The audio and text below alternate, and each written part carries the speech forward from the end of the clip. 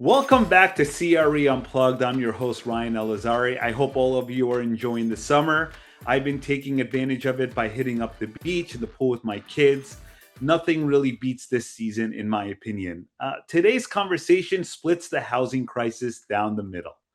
Charles Tseng is the founder of Cityzone. He is using AI to find and permit the small infill lots California just legalized under its new housing laws. Think 8 townhomes on a site that was zoned to become a parking lot. Bryan Lamb, our other guest, runs the multifamily platform at Ryan Companies, one of the largest private developers in the country, building apartments, industrial space, offices, data centers, and more in markets nationwide. One of them is betting on volume at the bottom, the other is betting on scale at the top. Both agree that the country is underbuilt. From there, they see the problem differently. Whether this is really a national housing crisis or one concentrated at the bottom of the market. What affordable mandates actually do for people they're meant to protect, and whether there's a single policy lever that could move the needle. This is a conversation about two different bets on how America actually gets built. And with that, I'm excited to introduce Charles Tseng, founder and CEO of Cityzone, and Bryan Lamb, EVP and multifamily sector lead at Ryan Companies. Thank you both for joining us today. Thanks for having us. Ryan. Yeah, before we get started with the deeper questions, I kind of want to know if you both swapped jobs with someone one day, what job would you want to try? Charles, you want to go first? I'm going to be bold. I just want to be Elon Musk for a day. I know I probably wouldn't survive much more than the morning, but that'd be very interesting to be the center of all that. I think I would like to be a commissioner of college football, if there was such a thing. I think we should create that position. I would love to be the commissioner of college football. There's so much going on in that space right now that it would be exhausting, mentally stimulating, exciting. So that's my next career. Me and Nick Nice. Saban. I like that. I'll take the sport route also. I'm a kid at heart, and I always was a huge New York Knicks fan. So I would want to be a basketball player. Probably like at that time, John Starks, probably now Jalen Brunson, just to be now the hero of New York would be pretty cool. I have to say. All right, let's get into it. Bryan, the case most of the industry is getting wrong right now. Why building beats buying today when everyone else is parking capital in existing assets? I don't think it's necessarily that they're getting it wrong. I just think that there is, a general aversion to risk in the market right now, which is understandable given some of the uncertainty, domestically and geopolitically. But to me, cap rates nationally are somewhere in the neighborhood of 5 to 5.25. So, if I'm a buyer, if I run a value fund, right, I'm trying to deliver mid-teens returns. That's hard to do if you're going to buy a property at a five cap, put 5.5, 5.75% debt on it, and you're buying an in-place rent roll. And so to get that, kind of spread to produce that type of return, you kind of need to grow rents or NOI by 20 to 25% over a 4-year period or 5-year period. And I just don't see how that's possible. Like rent growth right now is pretty muted. So to do that, you're going to have to invest heavily in CapEx. So I think people are underestimating the risk and ultimate return of buying. So whereas building, I can build the building now at a going in 7% return on cost. So you don't have to necessarily count on all that future rent growth. Obviously, there's a risk profile difference in where your return comes from, cash flow versus exit liquidity. But you're kind of with a new asset, you're getting the best in class, newest, brightest, warranted product with a rent roll at a 7, and not having to count on manufacturing growth. You just take the market growth, and if in both businesses, both models will benefit from cap rate compression. So for me, yes, there's risk in development, but if you hire the right partner or work with the right partner and the right contractor, you can mitigate the risk and try to get in at a higher going in return. And that's to me, that's returns are all about spread, and I just don't see the spread in buying buildings. It's certainly a safer bet, but at the end of the day, it's unlikely to generate the low to mid teens returns that most of the value investors are looking for. Yeah, so that's the institutional lens. Charles, you're playing a completely different part of the market. So let's go there. Walk us through one of your missing middle deals. What does AI actually do there that a sharp local developer couldn't? Yeah, so what's really interesting because I'm in California, we're about 70% of the housing crisis. So our problem is we don't have anywhere to build homes and we've underbuilt homes. And what is going on in California is because the crisis is so major that the state has completely restructured how the zoning codes work, how any of the permitting, all of that is completely redone. And these are very complicated. They just give you a visual understanding is the city zoning codes is usually for any city like San Francisco about 1,000 pages. They've layered on top of that another 1,000 pages of PDFs describing the new plan of how they're going to build housing. Now, stack to that another couple 1,000 pages of state codes, building codes, permit applications, rules, and you start to realize that the problem is less about where am I going to build, but how do I even assess the millions of properties in California to figure out where can I build something? What can I build? What qualifies? And so that's kind of the problem I'm dealing with right now because when I first started, I was also naive. I tried to do a small project with my co-founder, who's a developer. And it took us 2 weeks to figure out how to even fill out the permit application and what we could do. And I'm like, okay, this is something that I think the the legislature, they have good intentions, but they've created such a complex a rule set that I think normal humans can't assess it anymore. So what were these developers doing before AI where they couldn't even be able to, decipher these thousands of documents that you're talking about? Well, that's the exciting thing. AI is only 2 years old, and they are doing things manually right now. The whole industry is still in that state, and that's why I think this is a very good time to begin looking at how to analyze things using AI, because I think our legislation, our urban policy has gotten to a level of complexity. No one actually knows what it looks like at scale.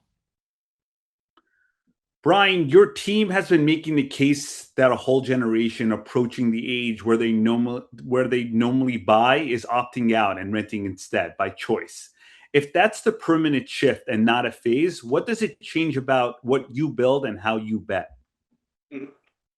That's a good question. I think it's certainly a combination of both people renting by choice, and certainly there's a lot of renting by need. Sort of following on what Charles said, there's not enough Yeah. housing to buy, or maybe it's too expensive, and so there's definitely a need there too. But the choice renter to me is didn't necessarily exist 30 years ago, and so the industry really wasn't set up to meet the needs of the professional renter by choice from a product perspective, from a management quality perspective, from a standards perspective, and so the industry's come a long way since I've been in it. And I think as we think about, what does that renter need?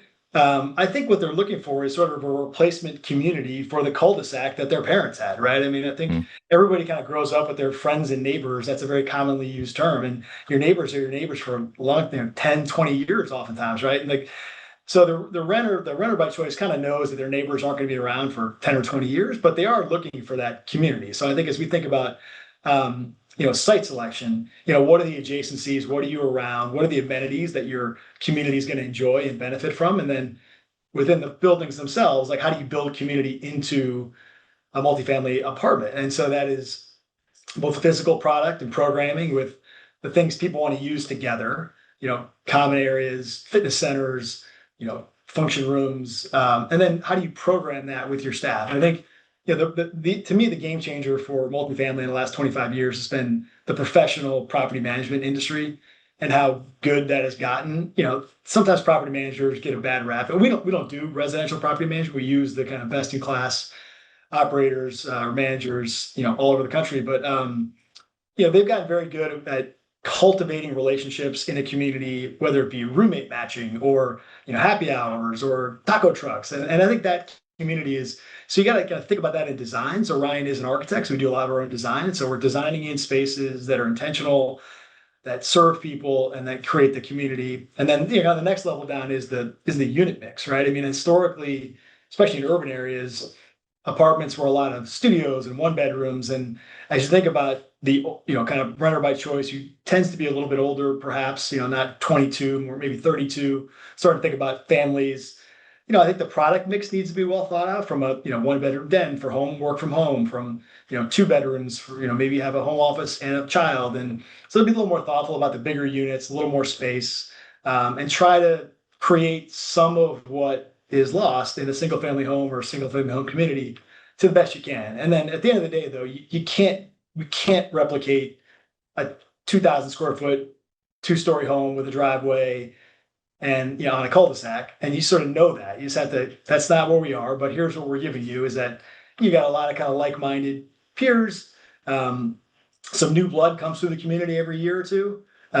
New, friends and potential neighbors. And so I think the industry has done a good job of growing up and meeting the need. And Ryan, as a company, and a lot of other companies as well, are trying to be thoughtful about how to meet it with a high standard of both product and service.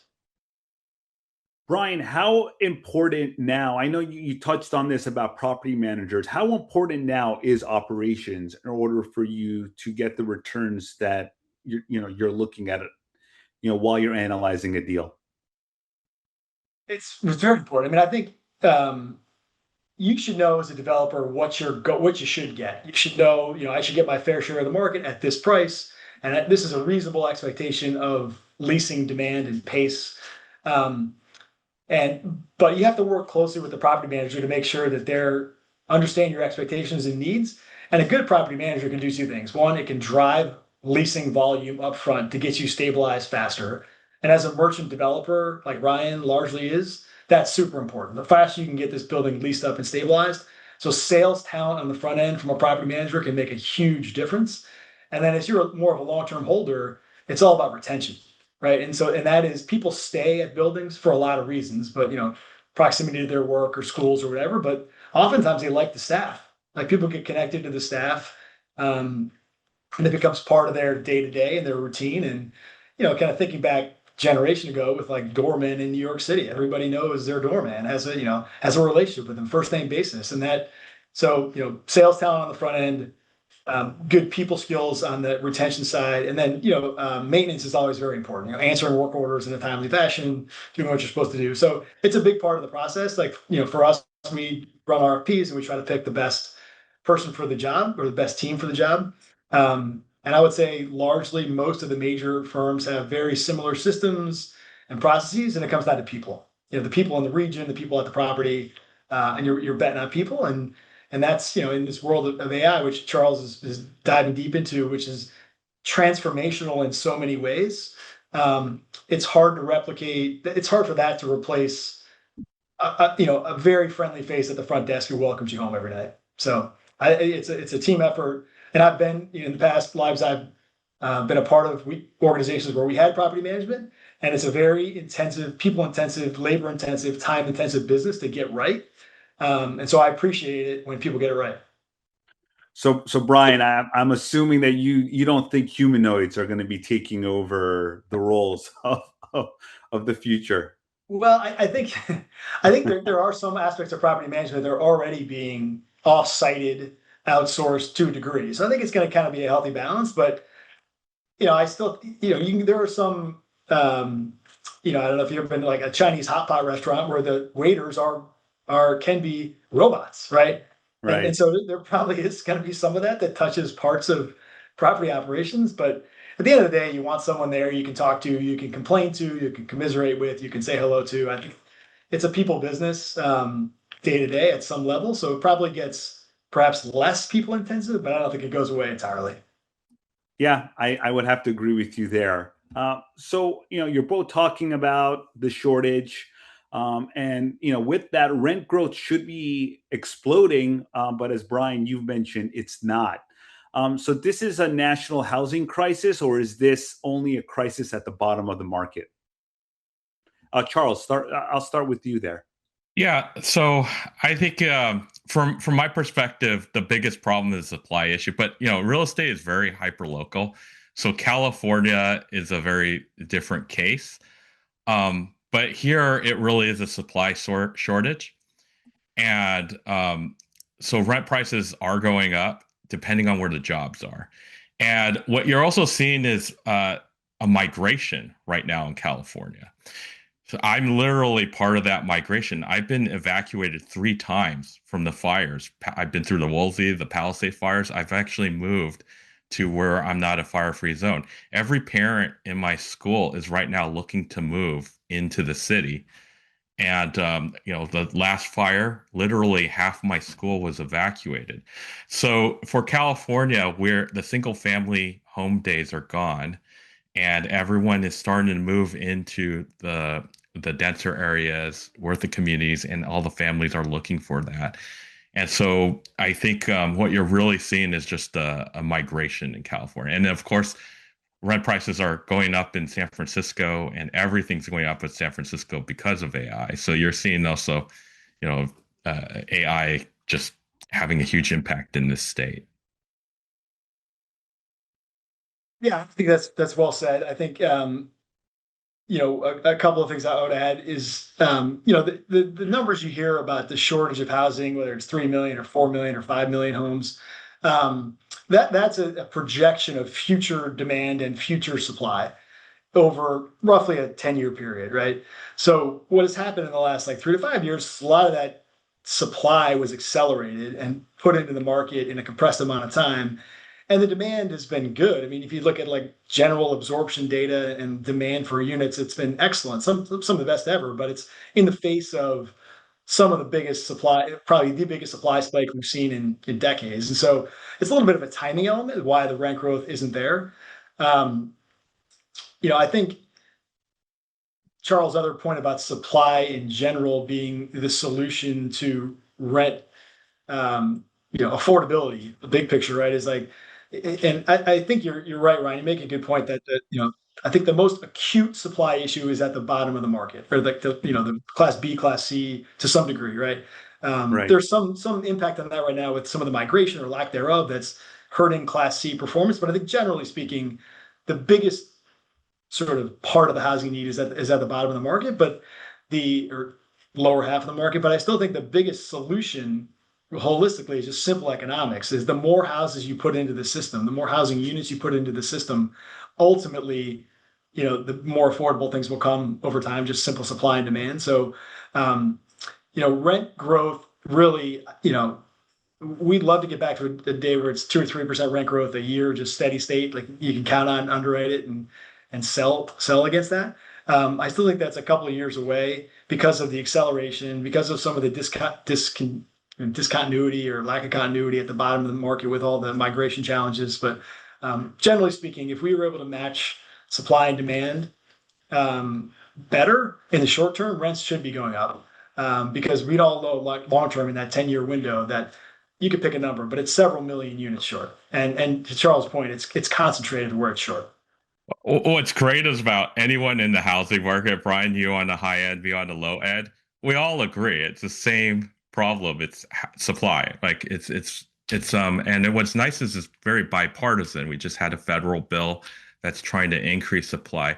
So I always equate it to you have to address both sides of the K curve. You have to address the high end and the low end.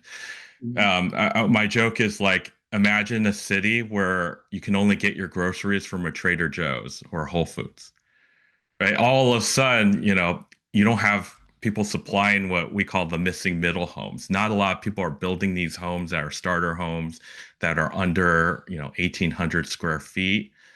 So everything that you have is either a rental or a very large single family home. And this gap is huge. Like 80% of all new homes being built is above 2,800 square feet. So there's just no one building that missing middle urban home that's a starter home. So you're kind of stuck. Either I'm going to either rent or I just can't afford a large single family home in the suburb. Yeah, Ryan, back to the original question, Jay, about like rent growth nationally, right? That the national stats kind of Yeah. mask some of the issues, right? I think if you look at And Charles mentioned the Bay Area. If you look at New York, if you look at Chicago, all the markets that didn't get a ton of supply in the last 5 years are all having material rent growth. I mean, I live in Absolutely. Chicago. I would say that, downtown Chicago, and I had daughters who are, in college, and a lot of their peer group and friends, are really having a hard time finding an apartment in Chicago. And because for one, there's not a lot of supply. And so rents in Chicago, in downtown Chicago, are up 5-6%. Which is, so that's kind of the explosion you see on a microcosm, but nationally, you don't see it because the imbalance of timing, really, in my Yeah. opinion. And it depends what city you're in, right? So in California, you talk about community. I see it all the time where the children can't live in the same neighborhood their parents are.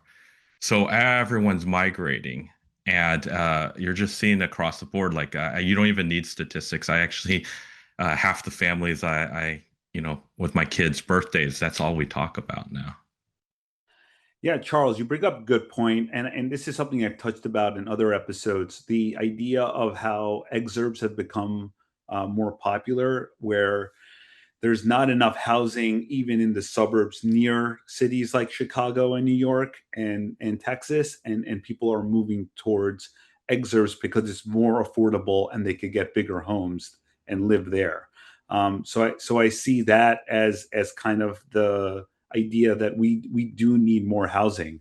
What's interesting is that you both operate at different ends of the for sale market. Bryan, your firm doesn't really invest in condos. Charles, that's the ownership product is your thesis. So can you help the audience understand why the same asset looks like a deal breaker to one and a future for the other? Charles, why don't you start with that? The irony is when you build 5 units versus what Bryan does, which is 500 units, we're under the same laws, the same rules, the same underwriting, the same cost to build. And so it's always, how much does the land cost and how much does it cost for me to build? And then the other big one is, and Bryan will agree with me, if you imagine the permits, you could just submit them electronically and they get approved that day. How many homes could you build right now? Like how many projects would you take on?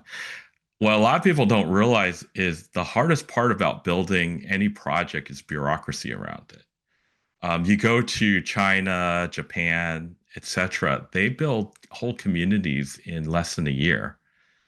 And our problem is, literally on the corner street, like a couple blocks from me, there's been a multifamily unit that we've been desperately needing homes. It's been stuck in public hearings for over 6 years. And it's not being used for anything. It's just an old rundown movie theater. Bryan? Yeah, so I think so Ryan has done some condos in the past, and I've personally done some condos. We did a big condo project in Minneapolis. It was a Robert A.M. Stern design. So we're not like totally, they're not two different worlds. The product is quite similar. I think for us, it comes down to two things. One is risk and two is taxes. Mhm. As a contractor, so Ryan is a developer, an architect, and a contractor.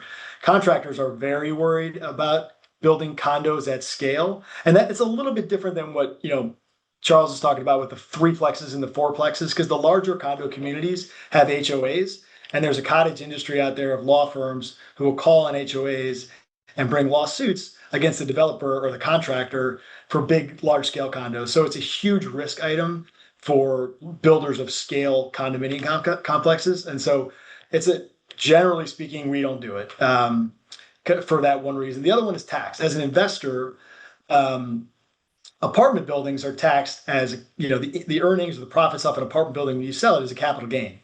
The profits off a condo are ordinary income. There are ways to structure around it, but generally speaking, so you're paying double taxes on a condo. So from a tax efficiency perspective, apartments are more favored, and that's why you see more of the pensions and the larger sovereigns and people into those more tax efficient strategies. But they're both need to be part of the future. And it's a little bit concerning that condos aren't being built more. And I think some of that comes out of the Surfside tragedy in Florida a handful of years ago, where they realized the HOA had not kept up the building, and it was had a lot of deferred maintenance. And so there's some policy now of like, okay, we're going to make sure that all these HOAs have proper budgets and sources of capital to take care of the building. And so that just makes owning a condo more expensive.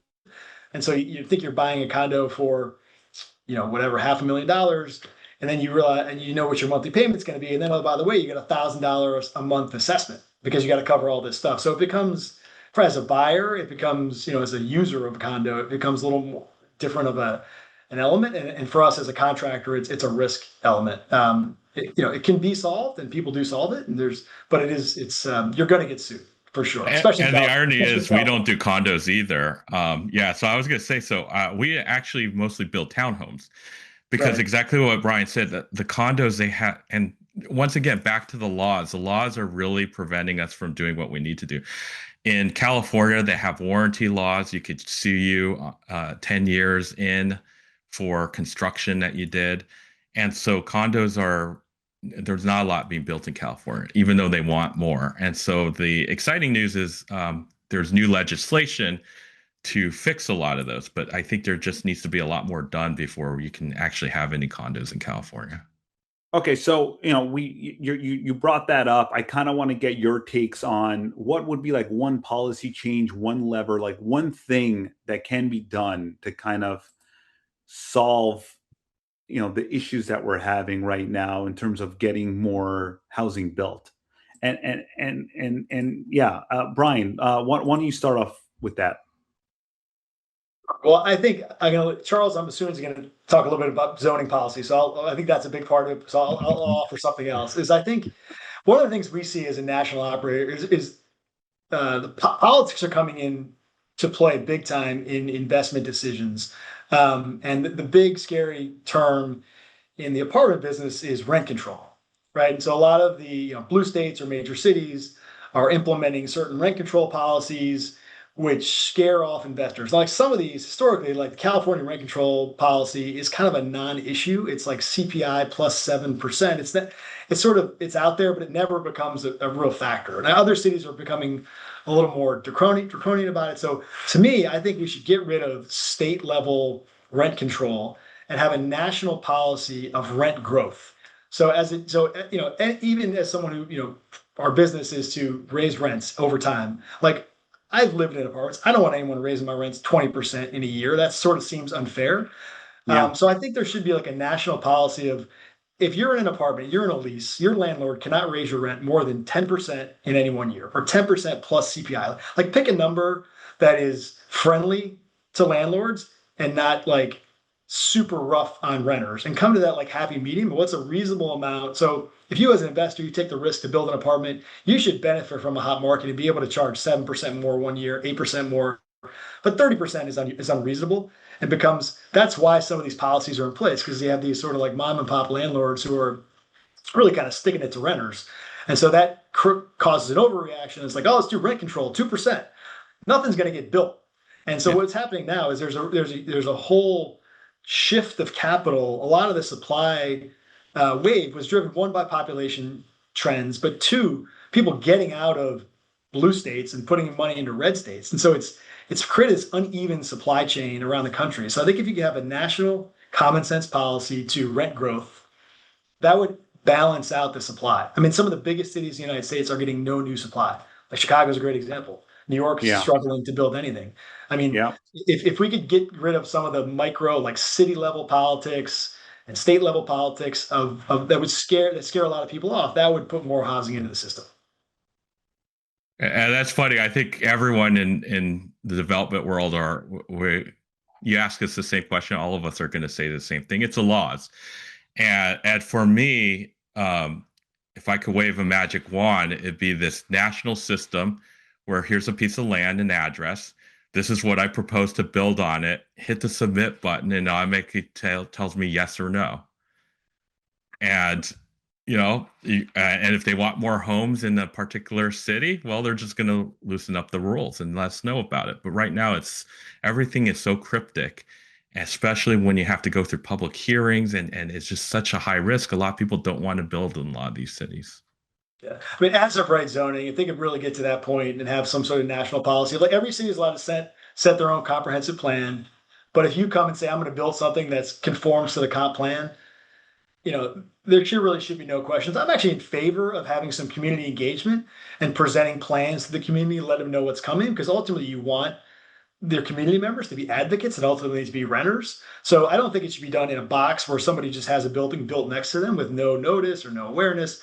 There has to be a dialogue and an exchange, but some, a little more straightforward process. I mean, I've been in all kinds of community group meetings over the years where you get the slings and arrows and, everyone's got some personal issue that is impacting or impeding growth. So some clarity around that would help a lot. We'll see if we ever get there. What's Bryan, I nice totally agree with you there, and I think there's a factor of education. I think Mhm. more renters need to be educated about what's being built and why, and if they got educated about why certain laws should be in place and why there needs to be this idea of rent growth and what it will do for the future of the city or the town, I think that will, you know, allow for more straightforward projects being done, in my opinion. Same with, this is a discussion I've had in the past about data centers, Yeah. how more people need to be educated on the benefits of data centers instead of just going on social media and hearing all these negative facts that may not be true. Right. I think that goes hand in hand with building homes. Yeah. I mean, we do data centers as well, and the reality of that is all the arguments people are making now about water use and power use are the last generation of data centers. The stuff that's getting built now that we're building right now, and we're doing a lot of it, is hyper efficient from a water use perspective. The electricity usage has gone down. The product has gotten better and better, and it'll continue to get better. So, and that is a story that doesn't get told. So you go into the real estate development business, you're never going to be everyone's favorite, which is okay. But I do think the more you can get in front of people and engage and try to educate the best you can, you're never going to convince everyone, but that's a part of housing policy. That's a part of getting housing into the system. It's part of getting any product into the system, because there's really not an asset class I can think of that is favored by everyone. Perhaps maybe a school. Like everyone would like a school Mhm. in their neighborhood, Yes. but Yeah. other than that, if somebody will have some reason to fight you, and that's why I think if you had a clear roadmap for a comprehensive plan for every city or community or wherever you want to do it, and developers are able to play within the confines of that. And once, if they're down the middle, they should be able to build it and not have to go through jump through a bunch of hoops to get there.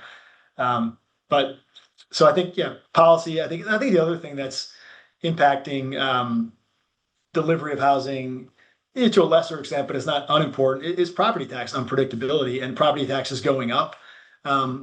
State tax policy varies all over the place, and so and municipal budgets change year to year. There's needs year to year, so the sort of easy button for fixing holes is to raise property taxes, which ultimately, as either a buyer in a condo or a renter in an apartment, you're paying for that, and it just causes uncertainty and variability. And I'm not sure there's a solution to that, but Chicago is a great example of like they have it's a elected assessor who changes policy every 3 years, and that's one of the reasons why nothing got built in Chicago in the last 5 years is because people's property taxes as a renter, as an apartment owner, tripled. So if you're underwriting $2,000 a unit a year, and that's what you put a building in place at $2,000 a unit a year, and all of a sudden it goes to $6,000 a unit a year, your only choice is to raise rents or sell the building, right? I mean, and that type of variability shouldn't happen. There should be more stability and predictability. And I think so. If you got zoning policy right, and you got some sort of national rent growth policy, and you got some predictability on property taxes, I think we'd solve the problem. So We let's got see the if we can let's see if utopia. we can get on there. Yeah. uh, yeah. Charles, I want to talk to you about technology. 5 years out, where do you see technology finally breaking the logjam and getting these homes built? Or do you think it'll just make us better at describing a problem we still can't solve? Well, I'm going to go for the positive, the utopian, because the technology actually can solve everything Bryan had mentioned. Ironically, if you look at real estate development in other countries, especially Asia, China, Japan, they don't have any of these problems that we have. And it's because their city, their urban planning and the city and the economics, all of that is all engineered. And so the problem we have right now in our country is we don't build enough. And the city policy and the government doesn't understand from the developer's perspective what's going on, from the economic perspective. Everything is on a very emotional level. It's like, oh, I don't want to build data center here. What AI can help solve is a couple of things. The first thing is a logjam of understanding how policy affects a city. And second is the generative side of it, which is it can simulate and show you exactly what your policy can do. So when you go, hey, I want to build this data center, I want to build these homes here, X, Y, and Z, we're at the point in technology where you could probably put on VR goggles and visually see what that looks like and be able to look at it and say, this is how it's going to affect my property tax. This is going to how affect your property. I mean, you could literally type in your address and go, this law will affect me how. We couldn't do that before generative and LLM AI. Now you can. Yeah, I definitely see AI being a fix for a lot of the reasons that you brought up. I kind of want to talk about the physical side too, modular construction and 3D printing. Bryan, what are your thoughts on that? Do you see that being the answer to building more homes, or do you see AI being a better answer? Well, I'm not going to pretend to be an expert on AI. I think Charles is a little farther down the learning curve than I am. That's I know fair. everyone is living with it, learning it every day. But I do have a little bit of experience on the modular side, and so I think, yeah, I think it's all. I don't think there's one solution. I think as we saw with this housing bill that just passed, there's all kinds of stuff in there, and that's not going to solve the problem, right? There's no one single fix, but I do think modular construction has a role to play. The history of it is not great. The primarily the manufacturers of it have really kind of almost lost every time because it's hard to keep up the scale and of delivering product within a reasonable distance to where product is needed consistently. So these factories get built and then they get, and they're producing for a while, then they kind of run out of steam and have to shut down.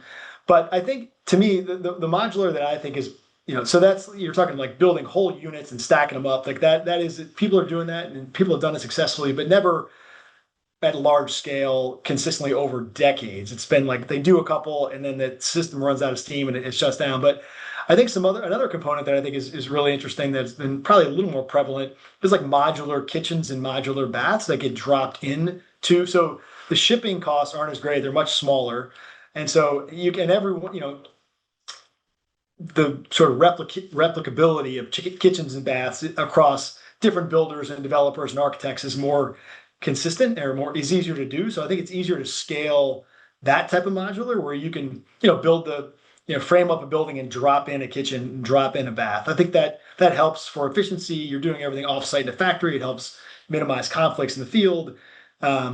That can sometimes get around some of the union labor laws, and it's all, but so I think modular has a role to play, and I've seen it be successful. I've just never seen anyone do.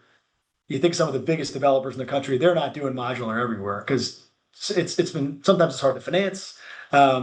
There's some questions about exit liquidity. Will you pay a penalty for having a modular building, or will you get charged the penalty effectively? So I kind of like it. It's intellectually curious. I'm intellectually curious, I guess, about it. And we'll see where it goes. But I think the more we can get efficient at manufacturing and shipping, the bigger role it'll play. But it's still kind of a little bit of fits and starts from what I've seen. Charles, any thoughts on that? Yeah, I agree. I've actually dealt with a lot of modular companies. There's a lot of AI in it, but it's not the way people think about it. It's manufacturing. All we're doing is we're trying to turn home building into a manufacturing problem. And a lot of the companies that have gone under, I met them before, their biggest problem is the same thing. We just need to build more homes. If we needed to build 1 million homes, modular manufacturing techniques would be accelerated. It would just be a need. Like it's just right now, I met with a couple. They don't get enough orders to justify the process that we're doing. Because you look at, once again, going back to Asian countries in China, they literally manufacture millions of homes every year, and it's they run it just like a factory, and so whole cities are being built in like a month or two. It's insane, but they have both everything going. They have the manufacturing infrastructure, and they have all the ability to just build homes. Yeah, I that's think it's quite a so. blueprint. Yeah, I was Go just ahead, want to Brian. add one thing is that I think it's a solution at a certain part of the market. Like for that low end of the market, the missing middle that Charles was talking about, I think that can be a part of the solution. For some of the renter by choice dynamic you talked about earlier, especially in an apartment building of scale, where you're building 300 units or so, those buildings that are built modularly feel different.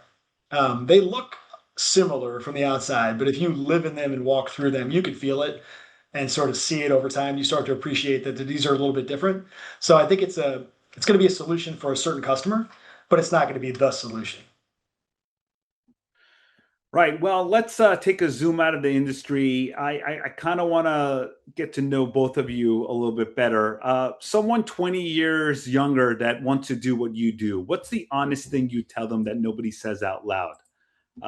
Charles, you want to take a stab at this? Mine's ironic because I've been AI software my whole life. Especially in real estate, I would say start in construction. Start with actually seeing how a home is built, because once you understand the fundamentals, everything else makes sense. I kind of went the opposite end. Yeah, no, I think that is spot on. And actually, I was going to say something very similar. I think so. I'm affiliated with this program at the University of Notre Dame called the Fitzgerald Institute for Real Estate, and as part of that, I'm on this board, and we meet with all these young students who are going through the real estate program, and everybody comes in like, "What do you want to do?" I want to be real estate private equity, so I want to Yeah. buy buildings, right? I want to buy apartments, and I tell them like that's fine, but buying an apartment is pretty easy. Like the actual skills that get to that point, if everyone wanted to buy something, there would be nothing to buy because someone's got to learn how to build it, how to design it, how to actually like go through the zoning process, how to like all those real estate skills. That'll if you really want to go be a good buyer of real estate, knowing all that will make you a better buyer over time. But like to me, it's the real estate, it's the blocking and tackling of real estate skills. Learn, how to read plans, learn what a mechanical sub does. Like there's just people get so far removed in it and they sit in these allocator funds and they're making offers and buying stuff and they get to go walk the property sometimes, but it's it's a little too far removed to really learn the business. I think the best real estate executives really know the nuts and bolts of how a building goes together, how a building operates, what it's like to be a leasing agent, or to run a property as a property manager. So I think that those real estate skills to me are the most important thing. And I think the other thing I would just say is it's cyclical, right? I mean, it's been there's ups and there's downs, and you have to kind of appreciate that going in because I think probably since I don't know mid 22 we've been in largely a real estate downturn from for at least for multifamily or for housing. Um, and you got to have some optimism that you're going to come out of it or see the end of it. So a little bit of patience, a little bit of real estate skills, and um, I think those would be a couple good things to carry forward. I mean, Brian, for a young guy or a young person, uh, if they were to see what it takes to take a raw piece of land and build up from the ground up all the way to finish, they would be surprised at what a miracle, how much it takes to get any home built. It looks simple because we're used to computers. We immediately assume that technology is such a complex thing that homes are just so simple. Anyone could build a home. But when you actually go into development, you realize how deep a subject it is.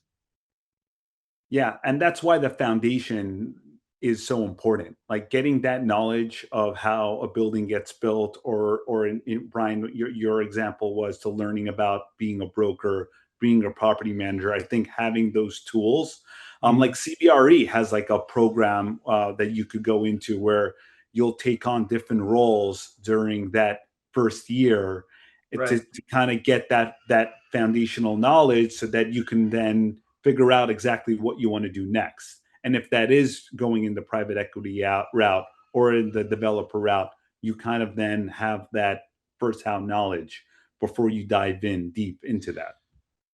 Yep. And I think, Excel skills and modeling skills don't get me wrong, are super important and kind of like Yeah. gating issue to get into the investment side of the business, which would be, either buying or building is kind of all, generally the same capital behind it. So you have to have all that, but I think it's get out of the spreadsheet. My first boss years ago used to say, "There's no real estate in a spreadsheet." So close your computer and go figure out, go find deals. And I think it's a pretty true statement. Well, last one before I let you both go. This show is called CRE Unplugged. So when you actually unplug, when you're not thinking about cap rates, entitlements, or code, what does that look like for you? For me, I have kids. I know if Bryan have kids. I have always enjoyed watching young people in technology. And so with my kids, I literally watch YouTube right now, and half of it's AI generated. And my daughter and her friends literally talk to Alexa and Siri like they're people. Like to them, it's a normal thing. And so what I find funny is just watching each generation as technology comes, how the older generation is like, what's going on? And then to the kids, it's normal. And so my daughter literally shows me a YouTube, and the first thing she says is this AI generated? Like most of us, we're so used to an internet where we believed everything we saw and we didn't think that something would be fake. Their first thought is this real or fake? I thought that was interesting. Do you think that's a good thing or a bad thing? You know what? I'm old enough to say it's not a good or bad thing. It's just a different world. Like when we watch our parents before the internet and they didn't have TV, they used to have big backyards to do barbecues. Now you've got kids who literally text each other when they're in the same room. So Yeah. it's for them, it's normal. For us, we're like, what's going on? Yeah, new realities. Bryan, what about you? 3 teenage daughters, so there's a lot of time sort of spending, trying not to get in their way, and the sole male in the house is always an interesting dynamic. But no, it's great watching them. They're two of them are at Lollapalooza this weekend. It's a big event in Chicago, so 3 days or 4 days of music and for them, and yeah, I mean, nothing too exciting. I used to be a mediocre golfer, and I've turned into a bad golfer, so I'm trying to get back to being a mediocre golfer. So Is that a great way for you to network? yeah, it can be. It's good. I mean, I like the people. It's nice to be outside, and yeah, generally, I think there's some truth to that. Yeah, I mean, try to get. I think if you're not too intentional about it, like I think there are people who use golf and golf clubs as a way to like amplify their network. I think if you just kind of let it happen naturally, it can be great. All right, yeah. This has been such a nice conversation. I've really enjoyed it. Charles and Bryan, where can our audience get in contact with you? So right now, my site is cityzone.ai. If they're interested in building homes in California, they could add their email address on there. I'm working with a small group of developers to start building in San Francisco area, Bay Area. We have a couple projects, but it's more a beta because we're really testing out these laws and understanding how to apply them. But once we have that formula and we can scale it with AI, we can now apply across all of California. Amazing. Okay. I think you probably could reach me through the Ryan Companies website, so ryancompanies.com. And my personal email is bryan.lamb@ryancompanies.com. So feel free to reach out, and hopefully I can be helpful. All right. Well, thank you again. This was really a riveting conversation, and I hope the audience really got to understand deeply about what's going on in the housing market right now. Stay tuned for my recap after a word from our sponsors. Hey there, CRE Unplugged fam. We would like to give a huge shout out to our sponsor, the Game Changers over at Hilo, the customer experience platform for buildings that's turning heads in the real estate world. That's right. Can we talk about how Hilo is transforming the way we manage properties and create unforgettable experiences? Ryan, what's the first thing that comes to your mind when you think about Hilo? Well, Nadine, it's all about reducing friction in property management. Hilo is like the magic wand that makes everything seamless and efficient. Say goodbye to those time-consuming tasks and hello to streamlined operations and communications. Efficiency is crucial, but what about personalized experiences? Hilo takes it to the next level with a vision to tailor each interaction to the needs and preferences of its customers. And let's not forget the community aspect. Hilo builds vibrant, connected communities. It's fostering a sense of belonging and togetherness. Now, here's something that truly sets Hilo apart: their commitment to advancing ESG initiatives. They're not just about buildings, they're about making a positive impact on the environment. That's a win-win for everyone. So, to our listeners out there, if you're ready to elevate your properties, digitize and enhance customer experience, and maximize satisfaction, Hilo is the answer. Please visit hiloapp.com for more information. That's hiloapp.com. That was a great conversation with Charles Tseng and Bryan Lamb, and there's so much to unpack here. Building actually beats buying right now, and the math is really simple. Bryan broke it down by saying if you want to buy an existing asset, it's going to come to 5 to 525 cap rate. Add that, and it's going to be in the 5.5 to 575 range. So you need 20 to 25% rent growth over the next 4 to 5 years just to hit the returns that funds are looking for right now. Build new instead, and you get 7% return on cost without betting on the rent growth. And I think there's something that I've raised in past episodes that should be talked about. People are getting priced further and further away from the cities that they work in. When Charles talked about families in California migrating out of single family neighborhoods, it was because there's nowhere denser to build. It echoed what I'm seeing everywhere. People are getting pushed farther out into exurbs near Chicago, New York, Texas, because even the suburbs are not affordable anymore. Charles has a great way of putting who's building for who right now. Imagine a city where you can only shop at Whole Foods and Trader Joe's. That's basically what's happening in housing. 80% of new homes are over 2,800 square feet. No one's building homes under 1,800 square feet. So right now, Charles, as he said, is building for Walmart, the middle class. Asked two developers from two different worlds for one fix, and they both said the loss. Bryan wants a single national rent growth to replace the patchwork of city and state rent control, scaring capital out of the highest needed markets. Charles wants a national as-of-right permitting system. Submit an address and a plan and get an automatic yes or no. Neither one waited for the other to finish that thought. One line near their end summed up the whole conversation for me. Charles put it simply: he's an AI guy that's from a completely different world than Bryan is. But the empathy is the same. They're both trying to build homes that their kids could eventually afford someday. That's a wrap on this one. Thank you for spending part of your day or night listening to CRE Unplugged. If you got something out of this conversation, please subscribe, rate, and review wherever you get your podcasts. Find us at CRE Unplugged or reach out directly at info@creunplugged.com. And you could find us on YouTube, LinkedIn, and Instagram.